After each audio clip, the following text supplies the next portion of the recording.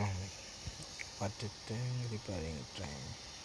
Water ট্যাঙ্কটা ফেটে গেছিলো, আমরা 2-3 বার রিপেয়ার করার চেষ্টা করছি, হয়নি। তাই কোম্পানি থেকে লোক আনা হলো, রিপেয়ার করতেছে। তো দেখতেছেন কীভাবে সিস্টেমটা আমরা প্রথমবার দেখছি, এর আগে কখনো এই সিস্টেম দেখি নাই।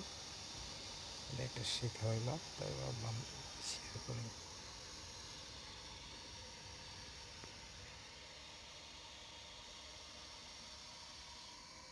হ্যাঁ, কি শিখতেছেন? হ্যাঁ, শিখতেছি, দেখতেছি।